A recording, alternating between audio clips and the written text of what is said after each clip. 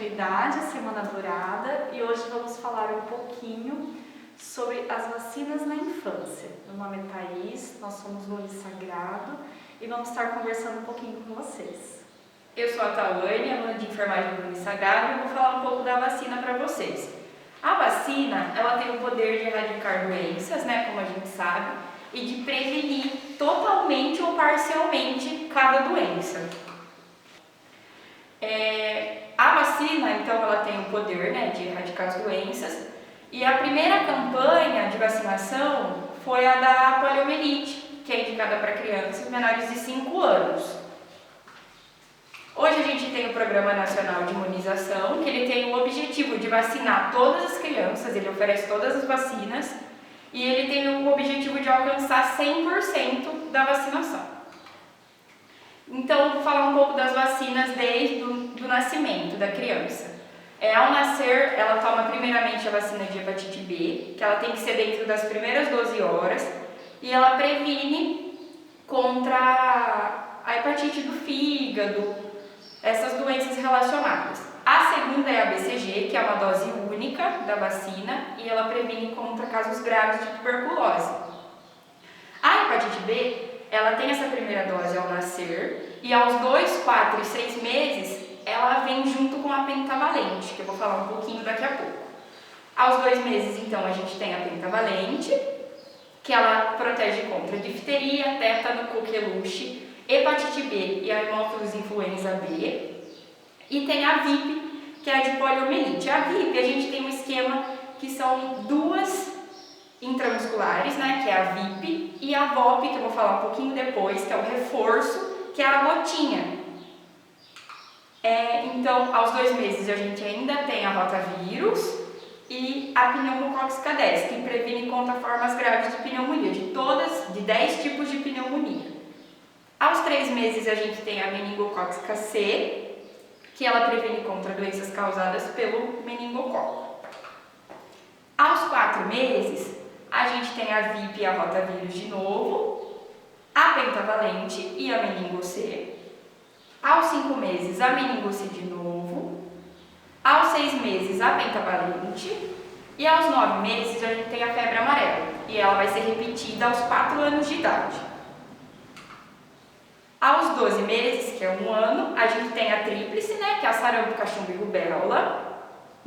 Novamente, a meningo-C e a pneumo 10. Aos 15 meses, que é 1 ano e 3 meses, a gente tem a VOP, que aí é o reforço da VIP, que foi aquela intramuscular, e agora é a gotinha. A tetraviral, que é a sarampo, cachumba e rubéola. Mais a varicela. Depois a gente tem a DTP, a hepatite A, que é administrada em uma dose única, então ela é somente nessa idade. Aos 4 anos, a gente tem a varicela, a VOP novamente como um segundo reforço, a DTP e a febre amarela, que é o reforço da dos 9 meses. E anualmente a gente tem a da gripe. Bom, então a gente conclui com essa apresentação que a vacinação ela é muito importante, então não deixem de vacinar as crianças desde o nascimento. Independente se perde alguma dose, procurem sempre o posto de saúde para seguir o calendário do Ministério da Saúde, tá? Eu agradeço a visualização de vocês, acompanhem a nossa Semana Dourada, que vai ser muito importante, com várias orientações. Até mais!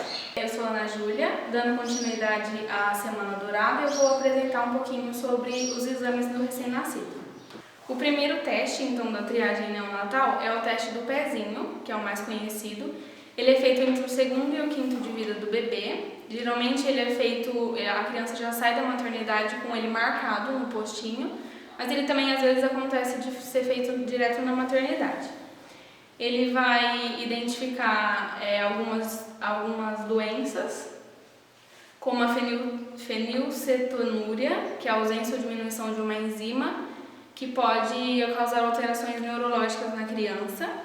O hipotireoidismo congênito, que é uma doença hereditária que retarda o metabolismo e pode afetar o crescimento e desenvolvimento da criança.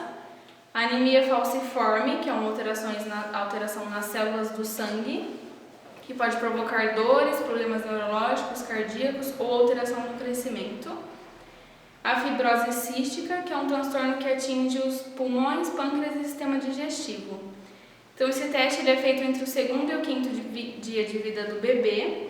É coletado um pouco de sangue do calcanhar do bebê, que vai preencher essas lacunas aqui, e aí esse teste ele é enviado direto para um laboratório, que vai coletar esse sangue, fazer o diagnóstico dessas doenças e retornar para o posto e para a família com o diagnóstico e direto já com a intervenção que deve ser feita.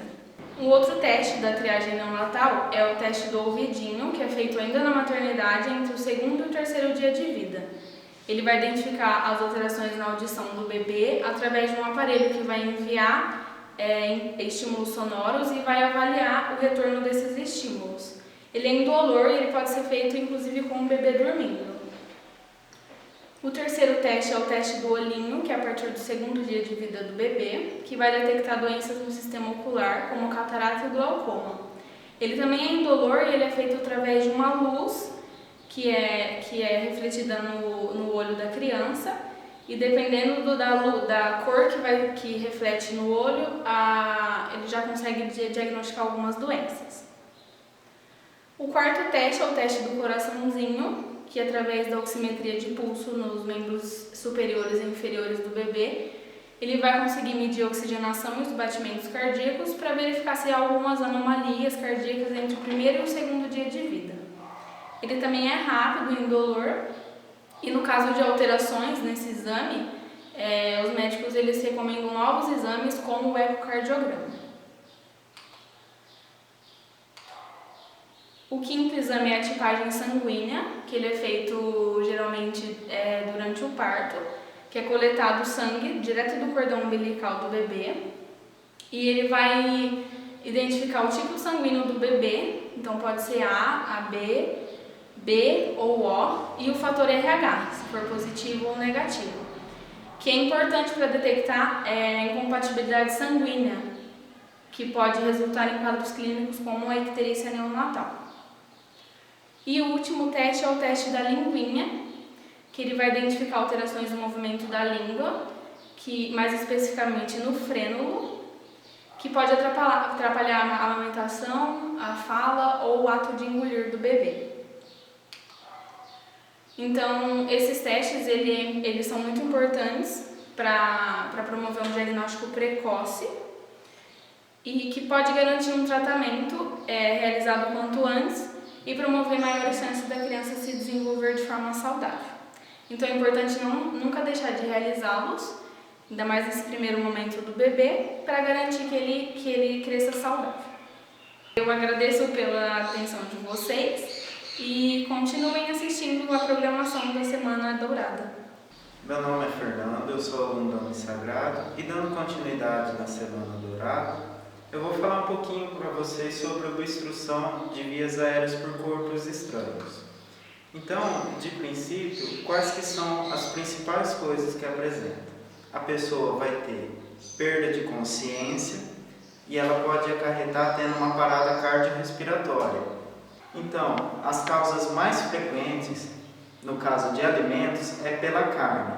A carne, quando você acaba ingerindo uma carne mais dura, ou que não tenha mastigado adequadamente, pode causar um engasgamento, próteses dentárias, dentaduras, dentes de porcelana que às vezes acabam quebrando, pode causar uma obstrução. No caso de chicletes, bala, aquelas balas duras que muitas vezes acaba dando até para crianças, é muito frequente a causa de obstrução por esse objeto. Aspiração de material regurgitado, sangue, que pode acontecer às vezes no caso de um acidente. E já em casos de crianças e lactentes, os casos mais comuns são pequenos objetos, que a criança tem a mania de pegar tudo levar na boca, isso daí ela pode acabar engolindo e causando uma obstrução. E no caso de também aspiração de leite, que ela está amamentando, às vezes ela regurgita esse leite, pode ocasionar também uma obstrução da via respiratória. Então, o reconhecimento tem que ver a vítima, o estado que a vítima se apresenta, se ela consegue respirar, identificar o tipo de respiração e o estado dela, se ela está cianótica, se ela está corada. Então, os tipos de obstrução: tem a obstrução parcial, em que a pessoa ela consegue respirar ainda, ela tem uma tosse muito forte, ela fica com aquele e acaba passando ar, consegue. Então, nesses procedimentos ainda não há não interfere. Tem obstrução total, a pessoa ela não consegue respirar, ela fica com a mão na garganta, ela tenta, não consegue, não respira, ela pode começar a ficar cianótica, ela vai ter perda de consciência. Por isso que é importante, nessas horas, vai fazer a manobra de desobstrução, porque isso pode levar a uma parada, pode levar a um dano permanente, por isso é muito importante saber. Aos tipos de vítima: aquela vítima que está consciente, que ela consegue respirar, ela consegue demonstrar o que está acontecendo, e aquela vítima que não está consciente, que ela já desmaiou, às vezes ela está cianótica. Essa vítima às vezes não é também obstrução, pode ser uma insuficiência cardíaca, pode ser um AVC, como pode também ser obstrução.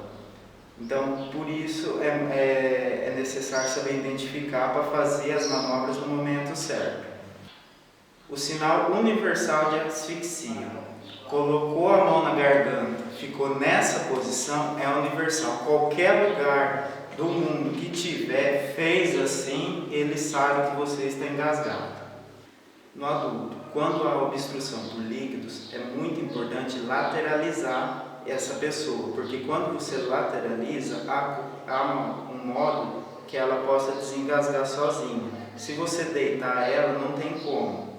No adulto, quando está engasgado por sólidos, há também a remoção digital, que é quando você abre a boca desse paciente e você consegue visualizar o objeto que está causando obstrução. Então, como que vai fazer? Você vai pegar o dedo médio, colocar na boca, fazer um gancho e retirar esse objeto. Isso só é recomendado no caso de você visualizar o causador dessa obstrução. No caso de você não visualizar, não é recomendado, não pode fazer. No adulto e na criança maiores de 1 ano, que tem obstrução por sólido, é realizada a compreensão abdominal, que é a manobra de Herrlich. A técnica é composta por 4 compreensões na região superior do abdômen, entre o apêndice xifoide e a cicatriz umbilical. Então, seguindo essa manobra, é muito importante que a pessoa coloque a perna dessa maneira para que, no caso dela ter um desmaio, ela esteja sempre apoiada. Essa manobra vai se repetir 4 vezes, não desengasgou, repete, até que o objeto saia. A manobra de desobstrução, no caso de uma gestante ou de um paciente obeso, é feita da seguinte maneira: é realizado 4 compreensões no terço inferior externo, acima do apêndice xifoide. O posicionamento é da mesma maneira: posiciona a perna, caso o paciente venha a ter um desmaio, está apoiado e não deixar que ele caia. É realizado 4 compreensões, observa, não desobstruiu, realiza mais 4, não desobstruiu, realiza e vai realizando até que seja desobstruído. No caso de você estar sozinho em casa e engasgar com algum objeto, você pode fazer a manobra utilizando uma cadeira.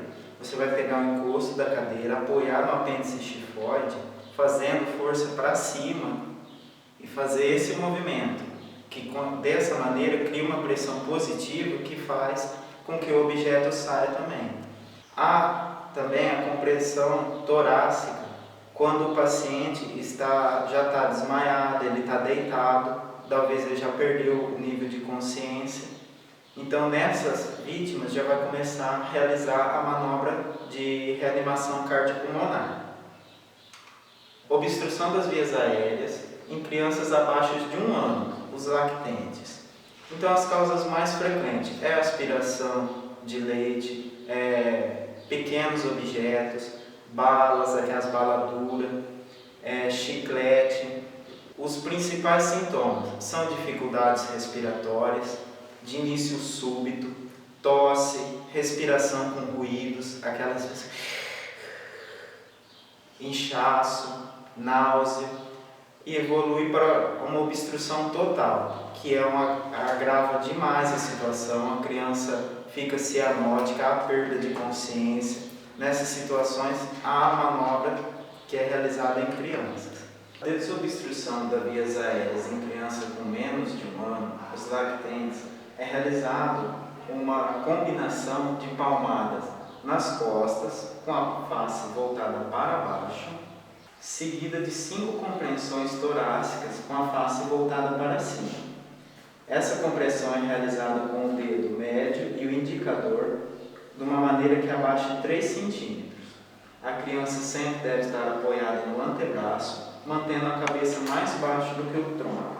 Eu quero agradecer a atenção de todos, vocês sigam a programação da Semana Dourada, prestem muita atenção, porque aqui vocês podem aprender técnicas que podem salvar a vida de pessoas, situações que vocês podem fazer a diferença. Muito obrigado pela atenção de todos e sigam a gente. Meu nome é Ana Flávia, eu vou falar um pouquinho sobre a prevenção de acidentes domésticos. Bom, as crianças elas são imprevisíveis, então elas necessitam de atenção o tempo todo, principalmente quando elas começam a adquirir habilidade, que elas começam a andar, engatinhar e começar a pegar objetos. Por isso que elas precisam de atenção, proteção e disciplina dos adultos. Eu vou falar um pouquinho sobre os ambientes da casa que precisam de cuidados. Na cozinha, os principais cuidados são evitar que fique no alcance das crianças facas, objetos de vidro, fósforos, cerâmicas, para evitar que elas peguem e se machuquem. Usar preferencialmente as bocas de trás do fogão, fazendo com que os cabos das panelas estejam virados para dentro, para evitar que também elas alcancem.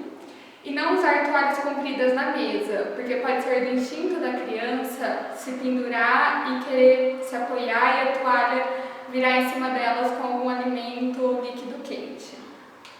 Já no banheiro, trancar o armário de medicação, antissépticos bucais e outros produtos que ofereçam perigo de intoxicação para a criança. Antes do banho da criança, sempre testar a temperatura da água para evitar queimaduras. Nunca deixar a criança sozinha na banheira, principalmente os bebês, sem supervisão de um adulto.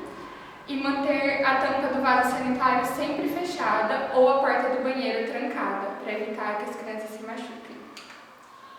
Na sala, os pisos escorregadios e os tapetes, eles oferecem risco de quedas, então o ideal é colocar antiderrapante nos tapetes ou retirar totalmente dos ambientes. Substituir os fios elétricos desencapados e tampar as tomadas, para evitar que as crianças coloquem o dedo. Tomar cuidado com os móveis com quinas afiadas. O ideal é que seja móveis com quinas arredondadas ou que tenham proteção. Instalar grades ou redes de proteção em sacadas, mezaninos e escadas. No quarto, evitar posicionar camas e qualquer outros móveis perto de janela, para evitar que as crianças subam e possam cair e se machucar. Sufocações podem ser causadas por brinquedos, travesseiros e lençóis dentro do berço. Então, o ideal é que as grades devem ter no máximo 5 centímetros entre elas do berço. Ao escolher brinquedos, considerar a idade da criança e evitar que sejam objetos pontudos ou com sons muito altos.